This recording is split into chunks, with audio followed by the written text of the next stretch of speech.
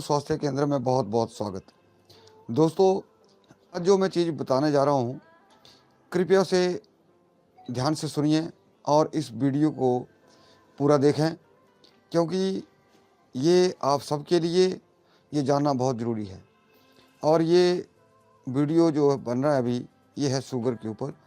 वो इसलिए बना रहा हूँ ये वीडियो, ताकि आप और ज़्यादा सेफ हों और ज़्यादा प्रोटेक्ट हो जाएं, ताकि आपके जो मेजर बॉडी के ऑर्गन हैं वो भी सेफ रहें। तो दोस्तों, मेरा सभी भाइयों से, माता बहनों से ये निवेदन है कि लाइक वाला बटन ज़रूर दबा दें और इस वीडियो को जितना हो सके उतना शेयर कीजिए और हमारे चैनल को ज़रूर सब्सक्राइब करें। तो दोस्तों, बात शुरू करता हूँ मैं कि शुगर की, और शुगर जो है वो क्या क्या हमारे ऑर्गन को, किस किस ऑर्गन को डैमेज करता है। अब आज मैं शुगर की दोनों जो टाइप है, जो एक हाइपोग्लाइसीमिया और एक हाइपरग्लाइसीमिया। हाइपोग्लाइसीमिया में क्या होता है कि रोगी की जो शुगर है वो घट जाती है, और हाइपरग्लाइसीमिया जिसको डायबिटीज़ या शुगर कहते हैं, ये दो चीज़ें होती हैं।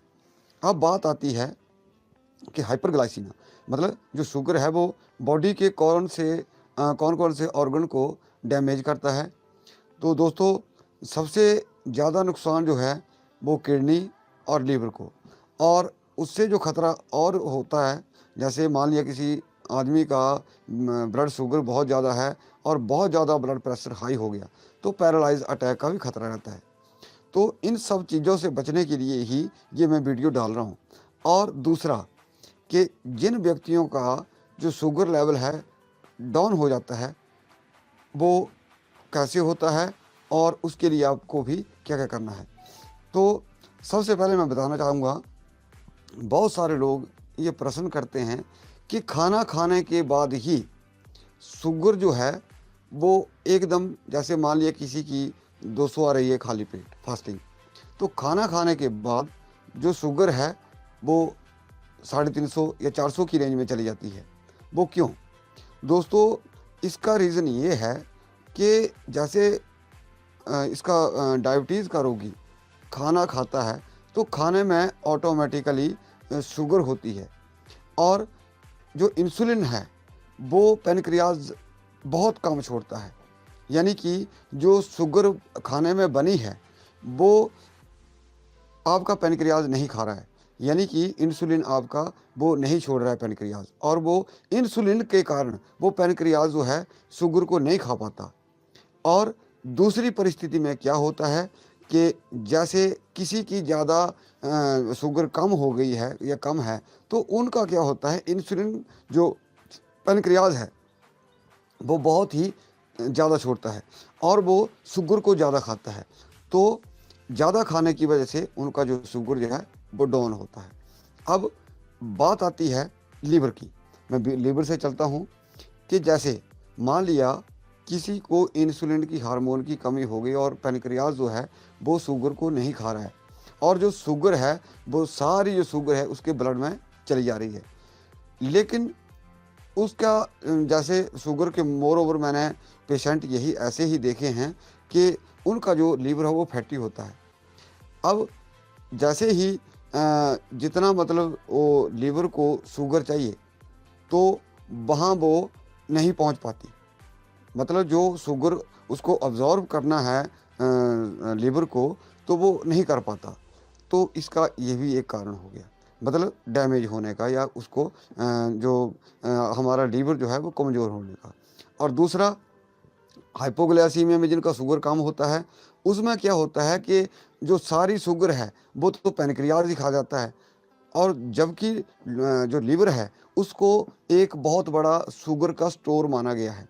और जैसे ही हमारे शरीर को शुगर चाहिए होती है या ब्लड को शुगर चाहिए होती है, तो वो एकदम उस शुगर को छोड़ देता है।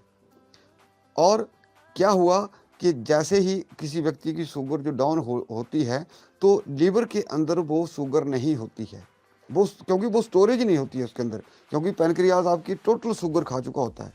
और ऐसी स्थिति में जैसे किसी की एकदम शुगर डाउन चली गई, तो उस स्थिति में अगर लीवर के अंदर शुगर होती तो वो एकदम छोड़ देता और आदमी बेहोश या मतलब जैसे बेहोशी की हालत में नहीं जाता।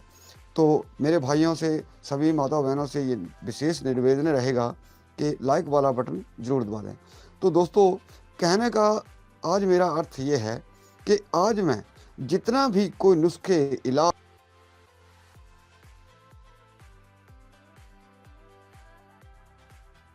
है, लेकिन वो मैं आपको जड़ी बता रहा हूँ। जो भी शुगर का ट्रीटमेंट आप ले रहे हैं, किसी का भी ट्रीटमेंट ले रहे हैं, लेकिन इस चीज़ को दोस्तों ज़रूर करें, क्योंकि इसके बिना शुगर का इलाज जो है वो अधूरा है। अब देखिए, ये मैं आपको दिखा रहा हूँ, ये एक छोटा सा पौधा होता है, लेकिन इसकी जो जड़ होती है, वो जड़ जितना मेरा अंगूठा होता है, ये इतनी मोटी निकलेगी नीचे से, या इससे भी ज़्यादा मोटी निकल जाती है। और ये ज़्यादातर जहाँ पहाड़ी एरिया होता है और वहाँ पे जो हाइट होती है, वहाँ पे ऊपर ज़्यादा मिलता है ये। और ये इसको कहते हैं पुनर्नबा। और पुनर्नबा जैसे ये है, आप इसकी जड़, ये जो नीचे जड़ है, ये तो ऐसे ही है, लेकिन इसके नीचे अंगूठे के बराबर जड़ निकलती है। तो उसकी आप जड़, टहनियाँ,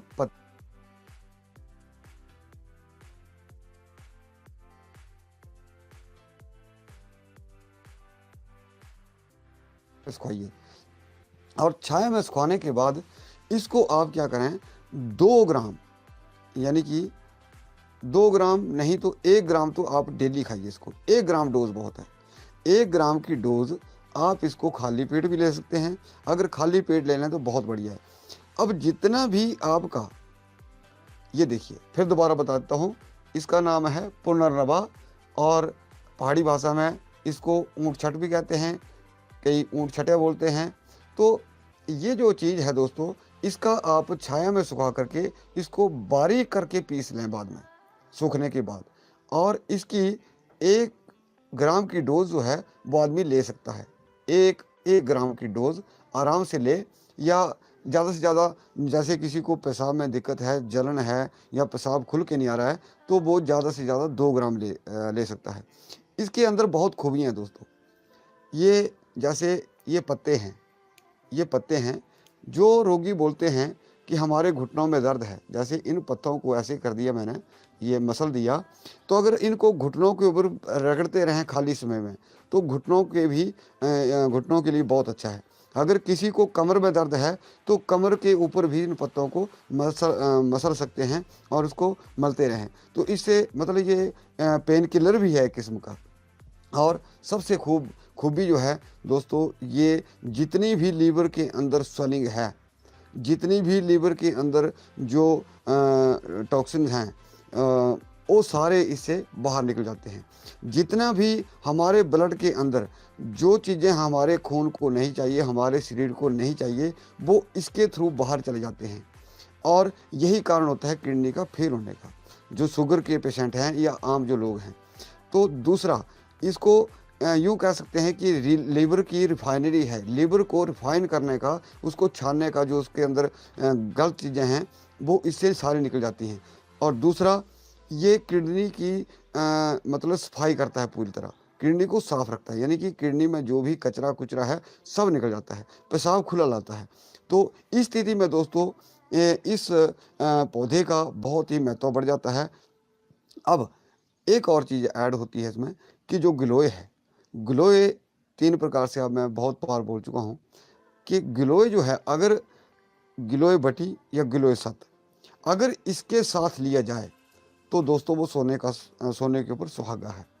और तीसरा एक और चीज़ आती है कि देखिए, एक पेशेंट था मेरा, तो मैंने उनको गिलोय बटी दी, तो उन्होंने 1 महीना प्रयोग किया उसको, लेकिन वो शुगर जो थी वो तकरीबन वैसे ही रही। तो उन्होंने मुझसे दोबारा कांटेक्ट किया, तो मैंने उनके लिए क्या किया, गिलोय सत ही भेजा। मैंने उनके लिए वो दूसरा ट्रीटमेंट नहीं भेजा। तो गिलोय सत से उनका जो शुगर था वो मतलब 10 दिन में जो 300 की रेंज में रह रहा था, आज की डेट में वो 140, 130 ये रेंज आ रही है। तो वो पेशेंट थे टेक्सास, यूएसए के। तो कहने का मतलब है दोस्तों, कई बार हमें ये देखना पड़ जाता है कि कौन से रोगी किस जो मेडिसिन के ऊपर स्टैंड करता है। हालांकि तकरीबन बहुत रेयर केसेस हैं जिनको ये मतलब ऐसा देखने में आता है, लेकिन ग्लोय एक ऐसी चीज़ है शुगर के लिए दोस्तों कि इसके बराबर मुकाबला नहीं है। और दूसरा दारू हल्दी, दारू हल्दी में भी मैंने ऐसा ही देखा कि किसी आदमी को मतलब वो रेयर होता है, बहुत रेयर होता है जिसको मान लिया वो शुगर लेवल जो है वो डाउन नहीं आता है, तो उसके लिए फिर अलग से या इसको कंबाइंड करके, जैसे गिलोय बटी है या गिलोय सत है, उसका कंबाइंड करके वो ट्रीटमेंट हम देते हैं। तो मेरे भाइयों, मेरी माता बहनों से ये विशेष निवेदन है कि मेरा लाइक वाला बटन ज़रूर दबा दें। एक भाई साहब का मुझे व्हाट्सएप के ऊपर मैसेज आया कि मैंने एक वीडियो में कहा था कि मुझे किसी चीज़ का लालच नहीं है। बिल्कुल ठीक है दोस्तों, मैं अभी भी कहता हूँ, दावे से कहता हूँ इस चीज़ को। और ये इसलिए कहता हूँ कि मैं ये नहीं बोल रहा हूँ कि आप मुझसे ही दवाई लो, आप मेरे से ही मंगाइए, लेकिन दोस्तों कहने का मतलब है कि मैंने खुद सिखाया है आपको कि इसको कैसे बनाना है। जहाँ कहीं दिक्कत आती है मुझे व्हाट्सएप कर दीजिए, मैंने वीडियो बनाए हैं इसके ऊपर कि इसको कैसे तैयार करना है। तो अगर ऐसा मैं ऐसा लालच होता तो मैं बताता ही क्यों, पहली बात। और दूसरी बात दोस्तों, मैं कोई मंदिर का या किसी ट्रस्ट का वो बाबा नहीं हूँ कि मुझे लोग आते हैं, मुझे चढ़ावा चढ़ा जाते हैं ताकि मैं लोगों को फ्री दवाई दूँ। मैंने 2-4 लड़के लगाए हुए हैं, खुद भी काम करता हूँ, मैं भी एक परिवार का, मध्यम वर्गीय परिवार का सदस्य हूँ, मेंबर हूँ, तो मुझे भी रोटी खानी है। तो मेरा ये ऐसा कहने वालों भाइयों से ये विशेष निवेदन रहेगा कि कृपया जो मेरी एक सेवा भाव है, कृपया मेरी इस भावना को ठेस ना पहुँचाएँ। मैं हाथ जोड़कर विनती करता हूँ, दवाई लेना है मत लीजिए, लेकिन अगर फिर भी अगर वो बनाना चाहते हो मैं सिखा दूँगा। मैं उनके लिए स्पेशल वीडियो बना दूँगा अलग से, लेकिन वो करिए तो सही। उसके अंदर कितनी लेबर है, कितनी मेहनत है, अगर आप देखेंगे, देखिए एक दिन मेरा हाथ जल गया पूरा कढ़ाई से, कौन देखता है? दोस्तों इन जख्मों को कोई देखने वाला नहीं होता है, जो चीज़ इसको करता है। और एक चीज़ मैंने ज़िंदगी में सीखी है कि जब भी कोई चीज़ दूंगा उसमें 1% भी, जैसे बोलते हैं प्योर ग्रेडियंट, मतलब उसका जो बिल्कुल प्योर होगी, उसमें कोई गलत चीज़ नहीं होगी, कोई गलत मिश्रण नहीं होगा। जिस मर्जी लैब में टेस्ट करवा ले, वो गलत चीज़ नहीं पाई जाएगी, ये दावा है मेरा। तो दोस्तों मैं ये वीडियो इसलिए डाल रहा हूँ क्योंकि दोस्तों मुझे पता है बहुत सारे भाई, बहुत सारी माता बहनें मुझे ऐसे किडनी के लगभग 3-4 दिनों में किडनी के स्पेशल केसेस जो शुगर की वजह से किडनियाँ फेल हो चुकी हैं। तो मैं चाहता हूं कि किसी भाई या माता बहन की किडनी फेल ना हो। तो दोस्तों उसको प्रोटेक्ट करने के लिए मैं ये चीज़ बता रहा हूं। और इसको आप गिलोय सत के साथ भी ले सकते हैं, गिलोय बटी के साथ भी ले सकते हैं, गिलोय पाउडर के साथ भी ले सकते हैं। हाँ, एक चीज़ ज़रूर कहूँगा कि जब भी आप, चाहे आपने खुद दवाई बनाई है या मुझसे ली है या किसी और से जगह से ली है, तो इसके ऊपर पानी जो है बहुत ज़्यादा पिए। जो भी गिलोय का पेशेंट गिलोय को यूज़ कर रहा है, पानी खूब पिए, खुला पिए। और ये धीरे धीरे मैं तो ऐसा ट्रीटमेंट करना चाहता हूँ दोस्तों कि मान लिया, हाँ एक और चीज़, मान लिया किसी पेशेंट को किसी ने गिलोय बटी बना ली है, तो धीरे धीरे मान लिया 1 महीना उसने 3 टाइम दवाई खाई और उसके बाद 2 टाइम कर ले, ठीक आ रही है, उसको घटाता जाए। और फिर जैसे ही उसको और अच्छा लगे 1 टाइम, और फिर और अच्छा आ जाए तो बीच बीच में हफ्ते में 1-2 बार। अब इससे क्या होगा दोस्तों, और एक चीज़ मैं कहना चाहता हूँ, वो बहुत ज़रूरी है। खान पान के ऊपर मूंग की दाल ज़्यादा खा सकते हैं, मूंग की दाल जो है ज़्यादा खा सकते हैं। कुछ लोग चावलों के ऊपर बहुत ज़्यादा फोकस करते हैं कि चावल खा सकते हैं, उनके जीभ में पानी आ जाता है। तो दोस्तों अगर आपने चावल खाने ही हैं तो जो पुराना चावल है, बिल्कुल पुराना चावल, उसको आप पतीले में डाल करके उसको जो पानी है वो निकल जाएगा, वो चावल आप कभी कभार यूज़ कर सकते हैं, कभी कभार, या बीच में थोड़े बहुत आप ले सकते हैं। और जो मैंने चीज़ें बताई हुई हैं, देखिए एक चीज़ से शुगर इतना जल्दी कंट्रोल नहीं आती है। जैसे मैंने हाथों का बताया है, हथेलियों को दबाने का, ताली का मैंने बताया हुआ है, मतलब, और जो पेट के ऊपर मिट्टी का लेप बताया है, गीली चादर का लपेट मैंने बताया हुआ है, और पानी से मतलब पानी फेंकना है वो मैंने बताया हो। ये सारी चीज़ें इंक्लूड करके ये आपको इस ढंग से चलना है। अगर आप कुछ सालों तक ऐसा कर देते हैं दोस्तों, तो आपका पैनक्रियाज जो है बिल्कुल एक्यूरेट हो जाएगा। और बहुत सारे लोग पैनक्रियाटाइटिस से भी पीड़ित हैं।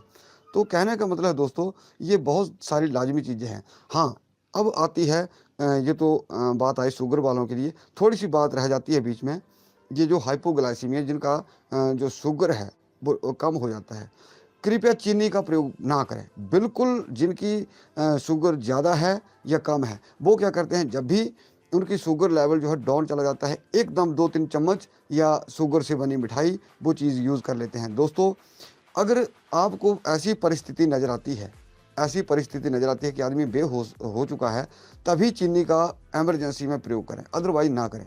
और आपको ये महसूस हो रहा है कि मेरी शुगर डाउन जा रही है, मुझे चक्कर से आ रहे हैं, तो वो एकदम कोई ना कोई ऐसा मीठा फल, कोई ऐसी चीज़ खा ले, या सबसे बढ़िया जो रहेगा वो मैं आपको बताता हूँ, वो गाजर का मुरब्बा, आंवले का मुरब्बा और बिल्व का मुरब्बा तो उनके लिए अमृत समान है। बिल्व का मुरब्बा, उससे क्या होगा कि जो पैनक्रियाज को एक तो मीठा मिलेगा, और जो दूसरा लीवर के अंदर उनको शुगर की ज़रूरत है वो भी धीरे धीरे पूरी होने लगी। ये नेचुरल हर्ब चीज़ हैं। आप जैसे बोलते हैं कि हमने मीठा खाना है, मीठा खाइए, लेकिन बिल का मुरब्बा खाइए, इसका आंवले का मुरब्बा खाइए, वो आपके लिए बहुत बेनिफिशियल है। दोस्तों, मैं सभी माताओं बहनों से ये निवेदन कर रहा हूँ कि लाइक वाला बटन ज़रूर दबाएं और इस वीडियो को जितना हो सके उतना शेयर करें। लेकिन देखिए, आंवले का प्रयोग आ गया, जिनका शुगर कम है वो आंवले का मुरब्बा, और जिनका शुगर जो है वो बहुत ज़्यादा है उनको हरा मुरब्बा, तो ताज़ा मुरब्बा, ताज़ा आंवला है वो बहुत बेनिफिशियल है। या अगर ताज़ा नहीं मिलता है तो उनके लिए सूखा आंवला, उसको पानी में भिगो करके उसको यूज़ कर सकते हैं, वो भी उनके लिए बहुत बेनिफिशियल है। तो ये छोटे छोटे टिप्स हैं दोस्तों, लेकिन मैं ये आज ये ज़रूर कहूँगा कि ये जो पुनर्नवा है, ये किडनी के लिए बहुत और लीवर के लिए बहुत बहुत प्रोटेक्टिव मेडिसिन है, और ताकि आपकी जो किडनियाँ हैं, लीवर हैं, सेफ़ रहें, इसलिए मैंने इस वीडियो को डालना ज़रूरी समझा। और दोस्तों, मेरा सभी भाइयों से निवेदन है कि इस वीडियो को ज़्यादा से ज़्यादा लाइक करें, ज़्यादा से ज़्यादा शेयर करें, और हमारा चैनल ज़रूर सब्सक्राइब कर लें। हमारा वीडियो देखने के लिए आपका बहुत बहुत धन्यवाद। नमस्कार।